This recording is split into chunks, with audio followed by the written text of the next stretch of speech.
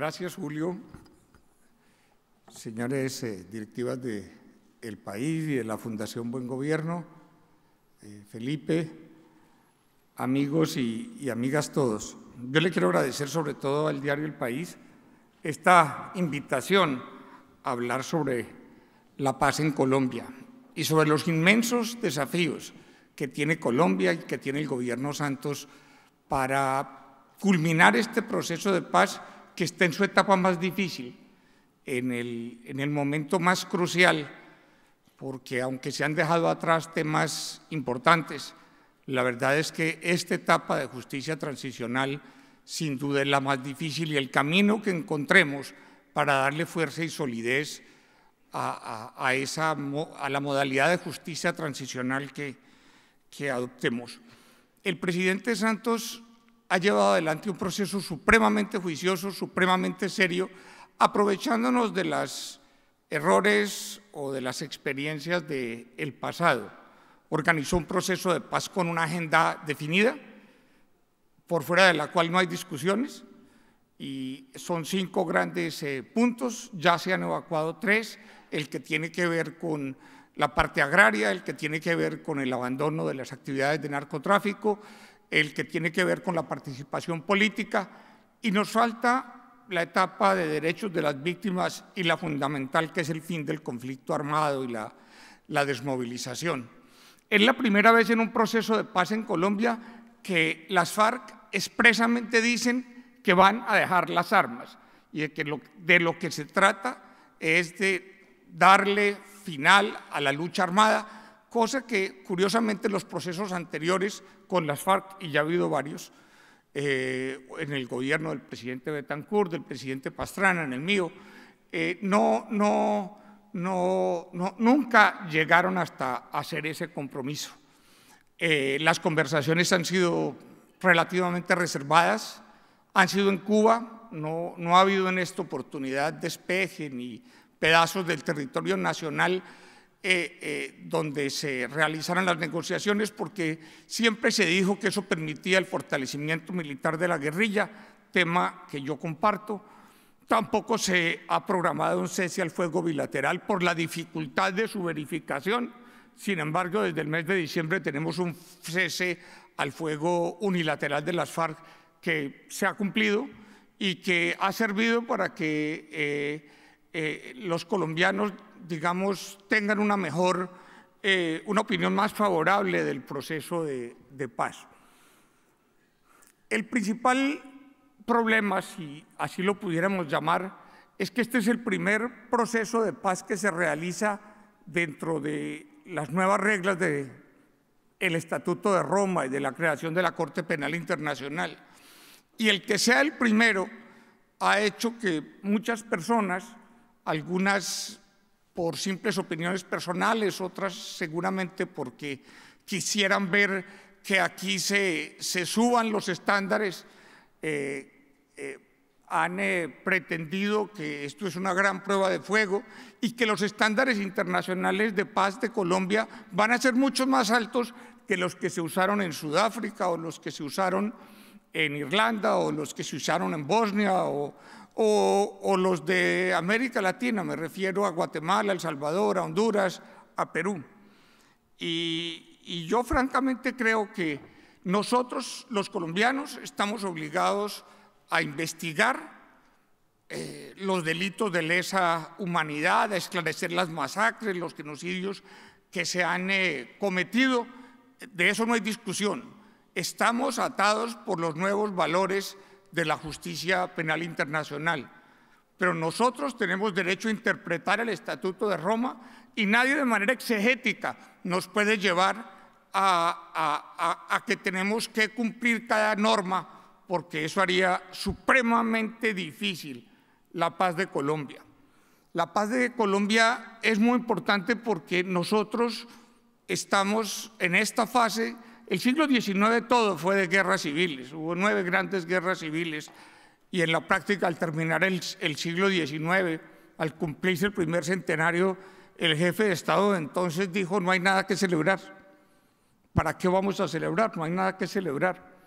De ahí para acá Colombia ha tenido por lo menos 3 grandes conflictos, pero este que estamos viviendo viene desde antes de la Guerra Civil Española. Ya había guerrillas comunistas en Colombia dominando determinadas zonas de la geografía nacional durante los años 20 del siglo pasado. Y esta etapa viene desde lo que se llamó la violencia colombiana, que empezó en 1947 y unas guerrillas liberales que se convirtieron en guerrillas en las FARC y en guerrillas comunistas al hacer el acuerdo del Frente Nacional. Entonces, es un proceso que de verdad ha dejado una gran cantidad de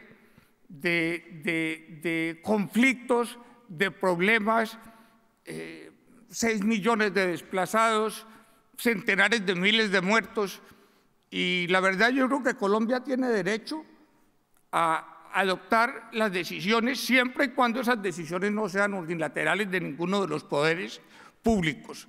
Por eso hemos estado hablando de hacer un referendo y de que el proceso que vamos a sacar adelante debería ser un proceso de gobierno, Congreso, control automático de la Corte Constitucional de Colombia y votación por referendo de los ciudadanos para adoptar la justicia transicional para distintos sectores que se vaya a aplicar.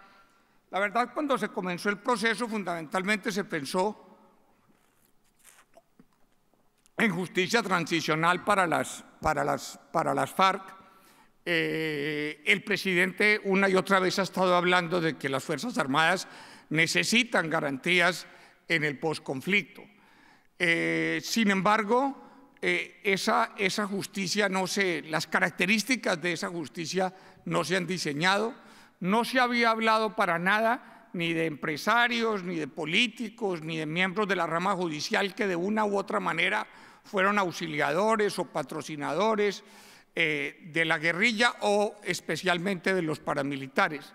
Ellos se habían quedado por fuera de la Ley de Justicia y Paz que se adoptó en el gobierno del presidente Uribe. Antes de esta justicia transicional que se aplica al proceso de paz, en Colombia, en estos años, ha habido 2 clases de justicia transicional. Una que se llamó la Ley de Justicia y Paz, que fue para los grupos paramilitares, y que tendría que decir fue bastante sui generis. Yo personalmente me tomé mucho tiempo en aceptar que era necesario hacer un diálogo prácticamente político para la desmovilización de estos grupos, pero eso terminó imponiéndose como una realidad de la vida colombiana. Y tenemos que reconocer que con todo lo de impunidad que se haya podido generar en ese proceso salió bastante verdad, salió una dosis de justicia para los principales responsables.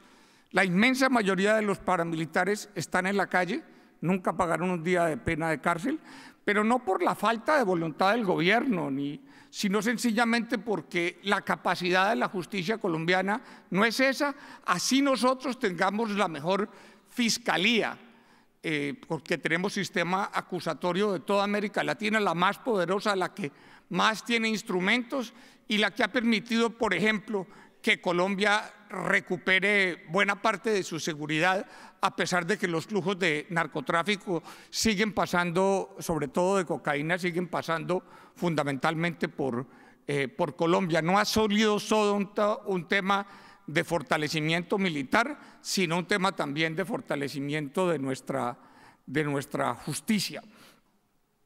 Entonces, a pesar de eso, son tantos los procesos que vienen acumulados de las acciones de los paramilitares, esas sin duda delitos de lesa humanidad, sin duda, muchísimos.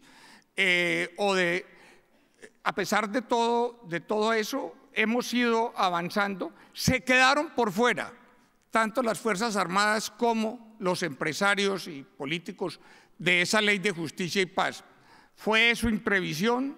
No lo sé, del gobierno, del Congreso. El hecho es que solo los paramilitares se pudieron acudir y los demás se quedaron por fuera. Las Fuerzas Armadas de Colombia nunca han aceptado amnistías ni han aceptado indultos. Ellos habían considerado hasta ahora que eso era como indigno y la posición ha sido siempre, al punto de que cuando hicimos la paz con el M-19 en el gobierno de Virgilio Barco y en el mío, cuando eso se hizo, terminamos en la situación que hoy todavía estamos viviendo. Los exguerrilleros haciendo política con bastante reconocimiento y respeto, participando en la Asamblea Nacional Constituyente, y una buena cantidad de generales que participaron en la guerra en la cárcel con condenas de justicia ordinaria de 30 años y más, porque no se previó ninguna justicia especial para ellos.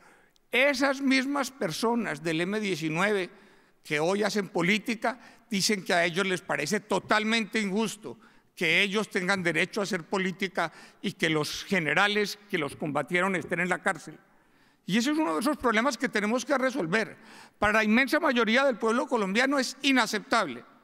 Y esto es un tema político, no es jurídico, que mientras se aplique esa clase de justicia transicional a los guerrilleros, no se extienda hacia los militares. Tampoco quieren los colombianos ni los militares que en Colombia vaya a ocurrir lo que ha ocurrido en otras latitudes de América Latina. Me refiero a Guatemala, me refiero a Uruguay, a Argentina, algo a Brasil, donde después de que ha habido leyes de punto final, que es una expresión que implica como impunidad porque no hay justicia en ningún momento del proceso, muchos años después reabren los procesos y empieza, como quien dice, no hay ninguna clase de estabilidad jurídica. El caso de Colombia es completamente distinto al de otros países. En Colombia eso no pasó por dictaduras militares, sino por gobiernos elegidos democráticamente, y las Fuerzas Armadas lo que han estado haciendo es defendiendo el orden constitucional, así se hayan cometido excesos, como se han cometido, y así hayan sido sancionados de manera severa por nuestra justicia, como a todos les consta. De manera que se llegó la hora, si le queremos poner fin a la guerra, de que eso que constituyen principios, ideas que tiene la inmensa mayoría del pueblo colombiano, de que debe haber justicia transicional para los militares y de que no debemos estar en la situación en la cual los exguerrilleros puedan gozar de la libertad y eventualmente hacer política mientras que nuestros generales estén en la cárcel. Eso es algo que piensa la inmensa mayoría de los colombianos y es algo que tiene que hacer parte de nuestro proceso de paz. Lo mismo ocurre con los empresarios, y esto tiene mucho que ver no solo con temas de principios, sino con temas prácticos. Si la justicia colombiana no ha sido capaz y no ha podido enjuiciar y producir sentencias contra buena parte de los paramilitares que participaron en esos delitos de lesa humanidad, ¿por qué vamos a dejar pendientes los delitos que hubieran podido cometer los bananeros o los palmeros o cualquiera de los empresarios campesinos que fueron intimidados en muchas oportunidades, inclusive los dirigentes políticos, a contribuir o a colaborar con estos grupos paramilitares en su financiación? Eso es algo que también tenemos que resolver y que la propia guerrilla ha dicho que ellos quieren que se resuelva. Ellos no quieren ver a sus enemigos, sus adversarios dentro de la sociedad colombiana en la cárcel. No los quieren ver porque saben que eso es un rezago de la guerra que va a quedar allí y que va a implicar que las acciones de violencia pueden continuar. Ellos también quieren que se desactiven todos esos focos de potencial violencia que en Colombia pueden perseverar supremamente fácil. Colombia tal vez es el único país de América Latina, y al celebrar el bicentenario lo pudimos apreciar, el único país de América Latina que es libertario, que no es autoritario. En Colombia nadie se ha perpetuado en el poder. Ha habido hegemonías partidistas, pero no de personas. Nadie se ha perpetuado en el poder en 200 años. Y eso porque el país no es autoritario. A la gente le da trabajo aceptar la autoridad. El gobierno de Colombia ha sido históricamente un gobierno débil y un país relativamente pobre. y eso ha hecho que cada proceso de colonización sea violento y ha hecho muy difícil atemperar el monopolio del uso de la fuerza por parte del Estado, que es una cosa esencial de una democracia, de un Estado moderno. Eso ha sido largo y difícil por ese temperamento, por ese modo de ser de los colombianos. Nosotros no tenemos tradición autoritaria como casi todos nuestros vecinos, y en parte la violencia tiene que ver con eso. Entonces estamos llegando a un punto donde el presidente Santos y el Congreso de Colombia y el pueblo de Colombia tienen que tomar la decisión de qué tipo de justicia transicional se aplica para liquidar y dejar atrás todos los problemas de la guerra. No queremos seguir hacia el futuro, estar abriendo procesos de rescoldos, de cosas que han ido quedando de la guerra de tantos años. No, hay que tomar una decisión que desde luego no es jurídica, es política. Quiero decir que en el momento en que se aplique la justicia transicional a cada sector, a partir de ese momento y a partir del momento que se haga la paz, no hay que abrir más procesos judiciales ni contra guerrilleros, ni contra militares, ni contra empresarios, y dejar atrás, entre otras cosas, para que los colombianos puedan tener acceso a la justicia. Porque hoy está la cantidad de procesos que viene de esta larguísima guerra, que es supremamente difícil que la justicia de Colombia funcione para los delitos que se cometen hoy, que son los que más le importan a los ciudadanos. Y los que vamos a decidir cómo vamos a hacer eso somos los colombianos y la Corte Constitucional de Colombia y el pueblo de Colombia. A nosotros no nos pueden poner de conejillos de indias y de que tenemos que llegar a la aplicación más exegética del Estatuto de Roma, que por lo demás es muy exigente. Yo oí ciertas quejas en estos días de unos ciudadanos holandeses porque el acuerdo que se había llegado en Ucrania impedía investigar la tumbada del avión de Asian Airlines. Y entonces, ¿qué? ¿Van a juzgar a la señora Merkel o al presidente Hollande porque no se va a poder investigar ese gravísimo crimen que sin duda es de lesa humanidad, porque tumbar un avión con pasajeros inocentes lo es? O al presidente de Sri Lanka, estaba accidentalmente por allí cuando lo eligieron, el nuevo presidente de Sri Lanka, donde hubo una victoria militar del gobierno sobre los tamiles contundente, y los tamiles fueron a dar a la cárcel. El nuevo presidente de Sri Lanka ha logrado que Naciones Unidas aplace la publicación de un documento de crímenes de guerra y los está liberando, a pesar de que hubo una victoria militar. ¿Y por qué lo hace? Por un tema de reconciliación, porque él percibió que había un grave problema de reconciliación, que había muchas tensiones sociales y que era necesario liberar a los guerrilleros tamiles, a quienes había derrotado militarmente. Estas son las realidades. Nosotros en Colombia tenemos que adoptar soluciones que nos permitan darle fin a la guerra, dar por terminado pasar la hoja y dar por terminado este capítulo de la historia colombiana. Y eso es lo que yo creo que tiene que hacer la administración Santos, que ha guiado un proceso con inteligencia, con seriedad, con profesionalismo, y se ha ido moviendo hacia adelante, ha ido resolviendo, ha ido ganando algo de confianza en la mesa.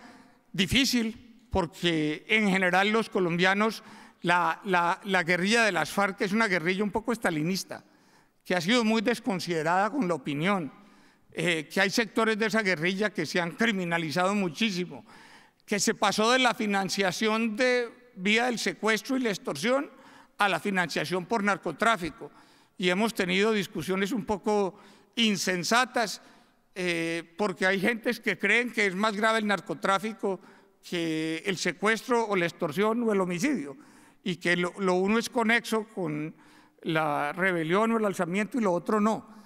Discusiones que por lo demás ya han sido resueltas por los tribunales colombianos y son meridianamente claras. Cuando Colombia, la Corte Constitucional de Colombia, antes de que el presidente sancionara la ley que adoptó el Estatuto de Roma, dijo con toda contundencia y claridad: el que Colombia adhiera a este estatuto no puede constituirse en un obstáculo para hacer la paz de Colombia en el futuro. Eso lo dijo la Corte Constitucional y eso va a prevalecer sobre cualquier otra consideración, lo que dijo nuestra Corte Constitucional. El presidente de la Corte Suprema de Justicia de Colombia ha dicho que el derecho no se puede constituir, y lo dijo hace apenas 2 semanas, que el derecho no se puede constituir en un obstáculo para hacer la paz, que los ciudadanos no están al servicio del derecho, sino lo contrario. Y es en ese marco, con esas ideas, que tenemos que avanzar y no nos podemos dejar atrapar en estas incertidumbres de que hay una justicia penal internacional que va a impedir que se haga la paz en Colombia. Eso no va a ocurrir, eso no es verdad. Yo no creo que la Corte Penal Internacional vaya a ser el principal enemigo de la paz de Colombia. Eso es inconcebible. Yo considero que son unos aliados de la paz de Colombia, que Colombia va a adoptar su propia forma de justicia transicional, que se la va a aplicar a todos los protagonistas de la guerra y que vamos a ser capaces de pasar esa hoja terrible de nuestra historia. Gracias.